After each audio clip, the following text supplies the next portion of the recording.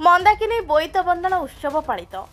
पवित्र कार्तिक पूर्णिमा राज्यर नदीघाट झरणा पोखरीर प्रत्येक धर्मपीठ में ओडिया माने स्नान करी आ का मा बई पान गुआ थोई तो पान गुआ तोर मासक धर्म मोर कही डंगा भसाई था। ओडिशार प्राचीन नौवाणिज्य परंपरा को मन पकाई खोर्धा जिला रामेश्वर मंदाकिनी नदी तटरे बोईत बंदाण कार्यक्रम होइथिला। परंपरा अनुसार ओडिशार साधव पुओ माने बोईत माध्यम विदेश को ओडिशार खनिज पदार्थ तथा झुणा लाख रत्नपथर रुद्राक्ष लवंग और तारकसी जिनिस नहीं जाभा सुमात्रा बाली ब्रह्मदेश मालदीप आदि देश को वाणिज्य करने को जाइथांती। एही परंपरा को मन रखिबा पई साधव पुओर बेसरे साधव बहु बेसी माने बंदापना पर बोईत बंधन कार्यक्रम आरंभ होइतिला। एही अवसर में मंदाकिनी बोईत बंधन कमिटी पक्षर खोर्धार पूर्वतन विधायक डॉ दिलीप श्रीचंदन सभापतित्व एक सांस्कृतिक सभा करा जायतिला। कमिटीर संयोजक विश्वभूषण चोटराय और साधारण संपादक रमाकांत महापात्र द्वारा आयोजित सभारे खोर्धा विधायक प्रशांत जगदेव मुख्य अतिथि सम्मानित अतिथि भाव में खोर्धा जिला परिषद अध्यक्षा रूपश्री राणी गोमान सिंह, खोर्धार पूर्वतन जिला परिषद अध्यक्ष रामचंद्र महापात्र, खोर्धार विशिष्ट समाजसेवी संजय पट्टनायक, समाजसेवी तथा चलचित्र निर्देशक डॉ प्रकाश श्रीचंदन, टांगी ब्लॉक अध्यक्षा रिश्मा मांधता, खोर्धा ब्लॉक उपाध्यक्ष प्रकाश श्रीचंदन अतिथि भाव जोग देथिले। परे सिने कलाकार मानक द्वारा सांस्कृतिक कार्यक्रम को उपस्थित शह शह दर्शक उपभोग करथिले।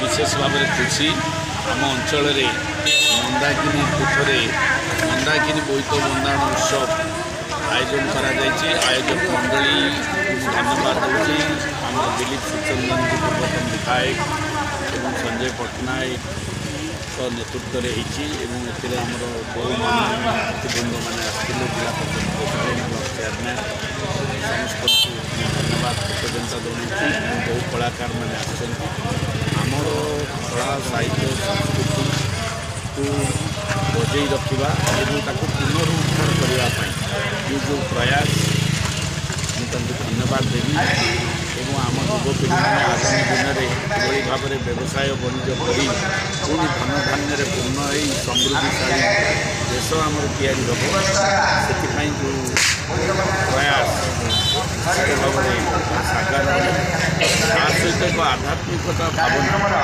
जो पवित्र कार्तिक मास निष्ठार सहित भगवान के प्रति समर्पित जो भावना से भावना निश्चित भाव में मनुष्य जाति को बहुत आगे नब मनुष्यर चाली चलन चरित्र परिवर्तन। ओडिशा अतीतरू आज पर्यंत नौवाणिज्य क्षेत्र में समग्र विश्व एक स्वतंत्र स्थान अधिकार करथिला। ओडिया साधव पुओ माने जाभा सुमात्रा आदि द्वीप को जाई वाणिज्य करी आम राज्य को आम देश को धनधान्य परिपूर्ण करथिले।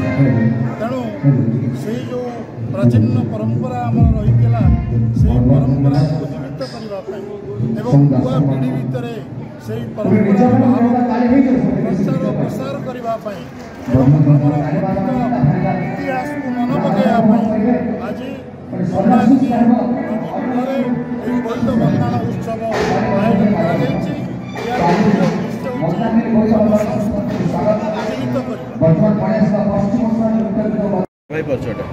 कर विश्वभूषण चोटराय मंदाकिनी महोत्सव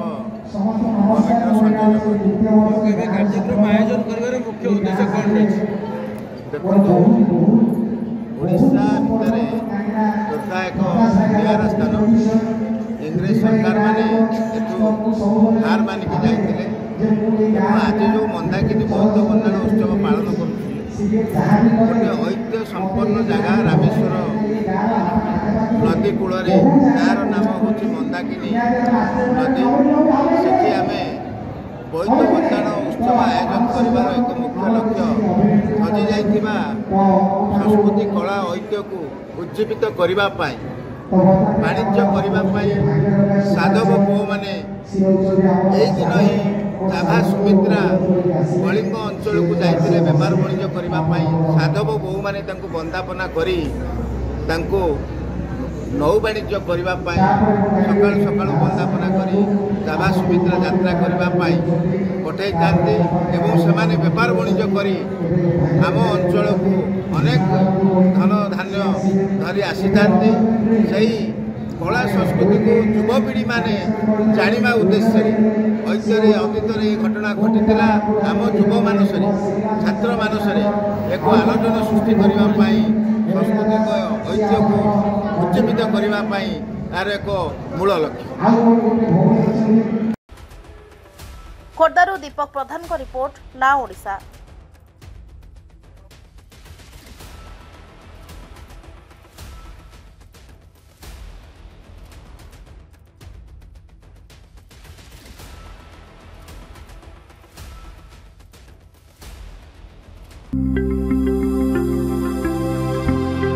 लेटेस्ट न्यूज अपडेट पाई www.nowodisha.com को लॉगिन करंतु।